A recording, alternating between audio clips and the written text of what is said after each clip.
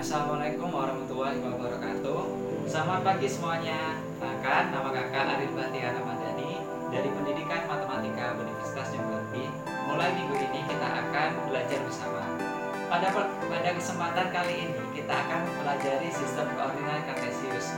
Ayo kita mulai.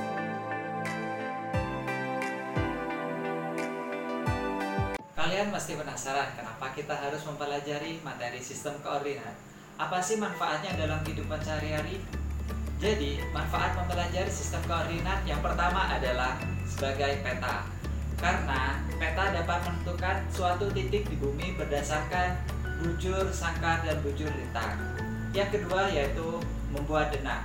Jadi kita dapat membaca denah atau membuat denah, yaitu denah lokasi, denah rumah, atau denah yang lainnya.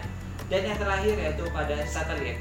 Nah, untuk satelit ini kita biasanya menggunakannya pada pesawat ataupun pada perahu.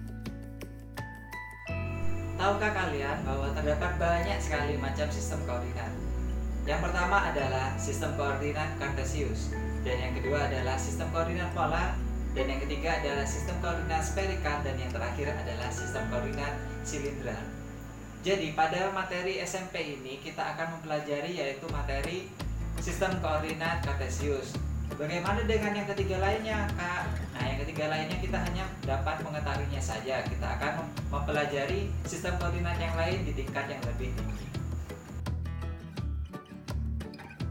Jadi, sistem koordinat kartesius adalah suatu sistem untuk menentukan posisi suatu titik atau benda atau unsur geometri dengan menggunakan satu atau dua atau lebih bilangan dan memiliki acuan yang tetap.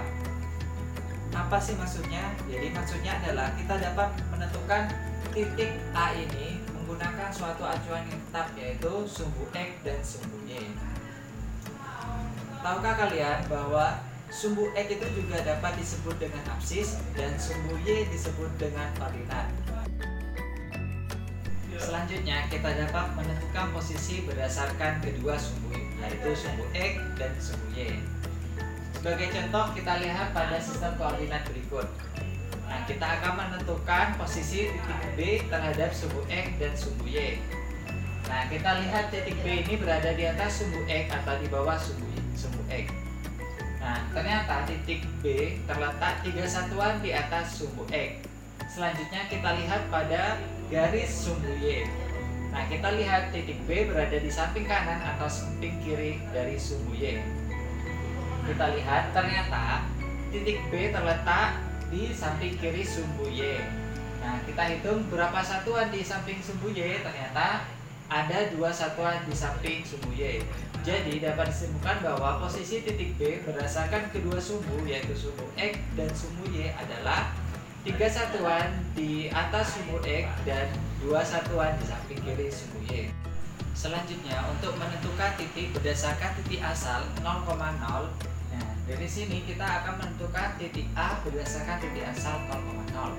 Langkah pertama yaitu adalah kita lihat pada titik 0, yaitu dalam sumbu X kita di titik A yaitu mengarah 1, 2. Nah, selanjutnya kita arahkan ke atas yaitu 1. Jadi berdasarkan titik asal 0,0, posisi titik A adalah 2,1. Untuk lebih memahami materi tersebut, ayo kita langsung ke contoh soal. Nah, kita lihat diagram kartesius berikut. Dan soalnya adalah tulislah semua titik pada kuadran 1. Nah, perlu diingat kuadran 1 adalah di sebelah kanan atas atau X positif, Y positif. Nah, kita lihat pada koordinat kartesius berikut ini adalah yang berada di X positif dan Y positif adalah titik A dan B. Untuk soal selanjutnya, bagaimana posisi titik B dan E terhadap sumbu X dan sumbu Y? Nah, kita lihat titik B adalah 5 satuan di atas sumbu X dan 5 satuan di kanan sumbu Y. Nah, selanjutnya untuk titik E adalah 3 satuan di bawah sumbu X dan 3 satuan di kiri sumbu Y. Nah, untuk soal selanjutnya yaitu tulislah koordinat titik H dan A. Nah, kita lihat pada koordinat kartesius berikut, titik H dan titik A. Ternyata koordinat titik H adalah 3,-6 dan A A adalah 2,6.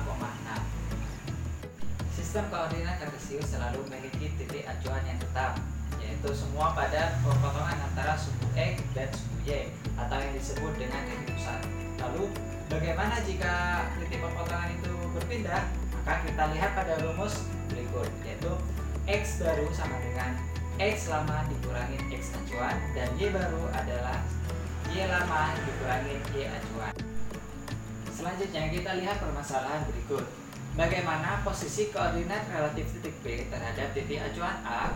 Nah, untuk menyelesaikan permasalahan ini, kita buat tabel seperti ini, yaitu X lama, X acuan, dan X baru. Selanjutnya kita isi X lama yang diketahui yaitu 5, dan X acuan yang diketahui adalah 2. Nah, selanjutnya kita masukkan pada rumus yang sebelumnya, yaitu X baru sama dengan X lama dikurangi X acuan. Maka 5 dikurangi 2 sama dengan 3.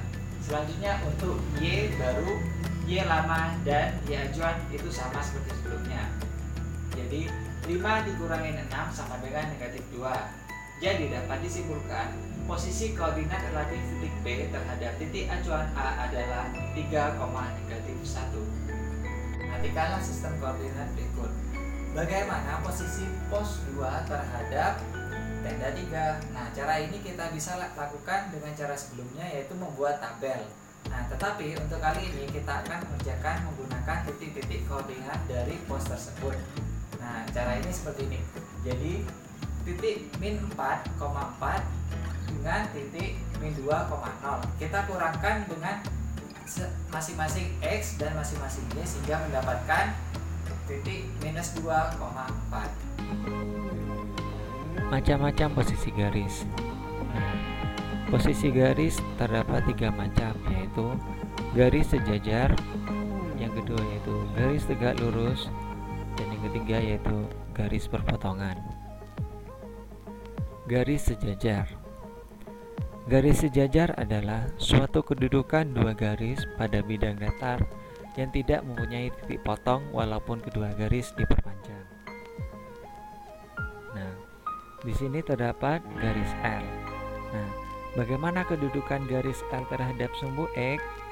Nah, di sini yaitu garis L dan garis X, maksud saya sumbu X, mempunyai kemiringan atau gradien yang sama, sehingga apabila kedua garis diperpanjang maka tidak akan pernah bertemu, sehingga dapat dikatakan garis L sejajar dengan sumbu X. Begitu pula dengan garis M. Nah, bagaimana kedudukan garis M terhadap sumbu Y? Nah, karena garis M dan sumbu Y memiliki kemiringan yang sama, sehingga apabila kedua garis diperpanjang maka tidak akan pernah bertemu, sehingga dapat dikatakan garis M sejajar dengan sumbu Y. Selanjutnya yaitu garis tegak lurus. Garis tegak lurus adalah kedudukan garis yang berpotongan dan pada titik potongnya terbentuk sudut 90 derajat.